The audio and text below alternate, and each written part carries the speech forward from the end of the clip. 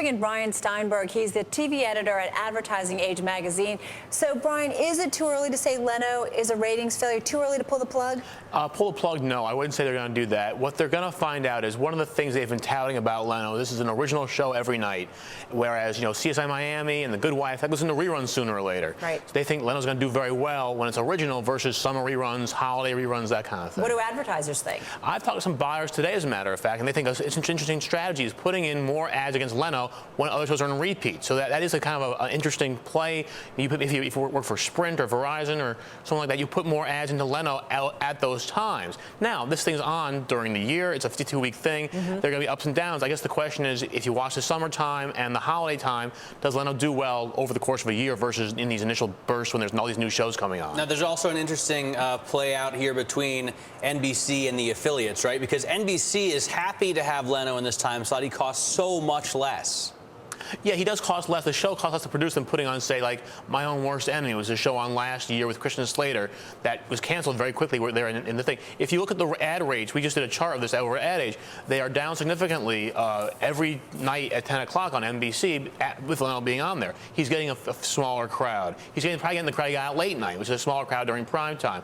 But, yeah, it's going to be an interesting play to see whether or not the audience grows or whether or not they can make the cost equations work over the long run. Well, what do you think? Because we're just showing what the ad spot. Yeah. So Leno's getting about 53,000 for an ad spot. CSI, a popular show, getting 140,000. I mean, is the math going to work in their favor? I mean, that's a big difference between a real big success, drawing a lot of ratings, and a show that's not. You got to make it up on volume or something. Well, keep in mind, Leno's on every night. CSI has 22 episodes for a whole year plus repeats. So, I mean, there will be some different. I mean, you might pay less for a rerun of CSI than you would for the original. Right. So it'll be, you're going to have to kind of play a certain kind of algebra, as it were, over the course of a year. Leno original, rerun original CSI. That being said, the numbers are not great for primetime TV. It is not what you historically expect from primetime television. How do these, if there's a fight between affiliates and the network, or between cable companies like Comcast and the network, like how do they play out as far as who has more pull? The network has more pull. It's original program. There have been examples in the past where KRON, a affiliate in San Francisco, pulled NBC off the air when independent. Its ratings have sunk, and the company that owned it, Young Broadcasting, had many problems subsequent to that.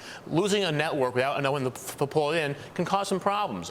That being said, if you're a network, your 11 o'clock newscast is your big money maker. You want a good lead-in for that show. Without it, you're going to be up in arms a little bit about it. No problem. No question. Sue Keenan here with a question. Do you see a scenario where they cut back on the 5-night-a-week format, especially if the affiliates are screaming, "You're killing us"? There is some chatter about affiliates getting the 10 o'clock hour back to program themselves, which is an interesting twist on primetime TV and network TV overall. That's one to watch. I think you have to watch over the sweeps. I think you have to watch some reruns and over the summer to see what the final, how his first year goes. But was it going into this, there were some affiliates threatening not to carry Leno, and then the network really kind of fought back, and here we are. Yeah, so, one did in Boston, yeah. And then NBC said, look, you want to take us off the air? Go. Who else are you going to go to? There's always someone who has CW, who has ABC and CBS. What are you going to do? So, Brian, how much longer does NBC wait to see if Leno is either a success or a failure here? They seem to be willing to give him a year, it seems to me, or at least into the first half of next year. Is that fair?